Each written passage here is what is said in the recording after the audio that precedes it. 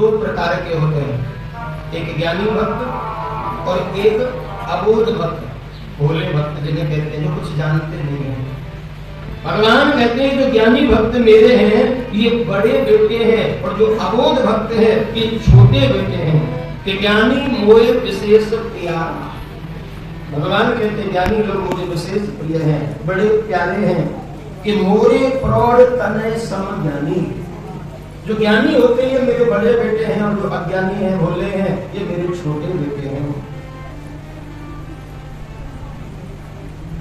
बेटे तो भगवान के दोनों ही हैं, और प्रेम भी भगवान दोनों से ही करते हैं। ऐसा नहीं केवल बड़ों से करते हैं, छोटों से भी भगवान प्रेम करते हैं। लेकिन फर्क इतना है कि जो बड़े हैं वो खुद सक्षम है, वो ज्ञानी है, समझदार है। छोटे भक्त सक्षम नहीं है। किसी माँ के दो बालक हो, एक 10 साल का बालक है और एक 2 महीने का बालक है, तो माँ का किस बालक पर ध्यान ज्यादा रहेगा? जो 2 महीने का, क्योंकि 10 वर्ष का जो है वो तो खुद खा सकता है, खुद नहा सकता है, खुद पहन सकता है। लेकिन जो 2 महीने का है वो न नहा सकता है, न खा सकता है, वो माता पर निर्भर है। माँ खिलाएगी तो नहाएगा, माँ खिलाएगी तो वो खाएगा, माँ सुलाएगी तो वो सोएगा। 10 वर्ष का बालक 2 घंटे के लिए घर से बाहर चला जाए तो माँ को टेंशन नहीं होती, आ जाएगा, खेलने गया है। लेकिन 2 महीने का बालक जरा आंखों से ओझल हो जाए तो माता घबरा जाती है, कहाँ गया? अभी तो यही सोना था, अब कहाँ गया, किधर गया? चिंता में आ जाती है माँ। कि यह चरित जगावही हरि पद पावही, तेरा पद ही भवपूपा। तो सज्जनों सीधी बात यह है कि जो संसार है ये भवपूप है, इसमें अबोध बालक भी रहते हैं और इसमें ज्ञानी बालक भी रहते हैं। तो भगवान कहते भैया जिसको मुझसे मिलना है, मेरे पास आना है, तो ज्ञानी की सीढ़ी पर चढ़ करके मेरे पास आ जाओ। अब जो ज्ञानी भक्त है वो तो सीढ़ी पर चढ़कर चले जाते हैं, योग बल से, ध्यान बल से, समाधि बल से, ज्ञान के बल से। लेकिन जो अज्ञानी है वो इस सीढ़ी पर कैसे चढ़े?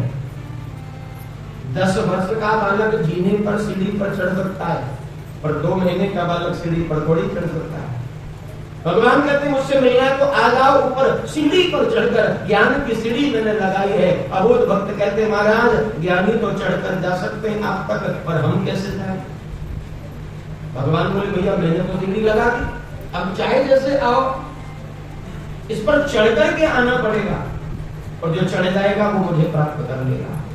तो अबोध भक्त कहता है प्रभु एक बात बताइए, आपने सीढ़ी तो लगा दी, लेकिन सीढ़ी से क्या केवल चढ़ने का ही काम होता है? सीढ़ी से उतरने का काम नहीं होता? अरे जो सीढ़ी से चढ़ा जा सकता है उससे उतरा भी तो जा सकता है। भगवान बोले हाँ बात में तो दम है। तो भक्त कह रहे हैं प्रभु हमारे बस की नहीं कि हम सीढ़ी चढ़कर आप तक आ सके। एक काम करो, आप ही उतर करके हम तक आ जाइए, आप ही आ जाइए। तो इसीलिए भगवान अवतार लेते हैं अपने अबोध भक्तों का कल्याण करने के लिए।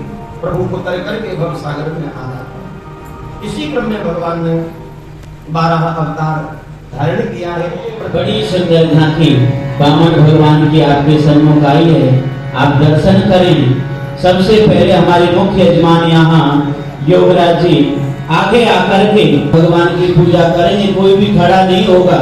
सबसे पहले हमारे मुख्य यजमान यहाँ पूजा करेंगे, उसके बाद में आप सभी लाइनबद्ध होकर के धीरे धीरे वामन भगवान की पूजा करेंगे बड़े भाव और प्रेम से।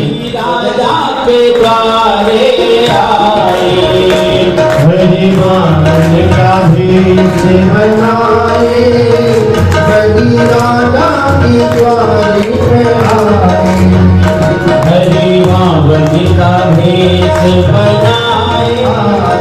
आज के दिन यहाँ भूमि दान का पहले हरि वामन का भेष बनाए, हरि राजा के द्वारे आए, बलि राजा के द्वारे आए, बलि राजा।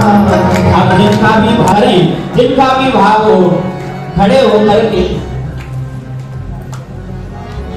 आप खड़े होकर के द्वारे पे आए ओ बलि राजा के द्वारे आरती उतारो देवान तेरी आरती उतारो मोर मुकुट तेरे लारी चरण कमल प्रेम के बन जाऊं बिहारी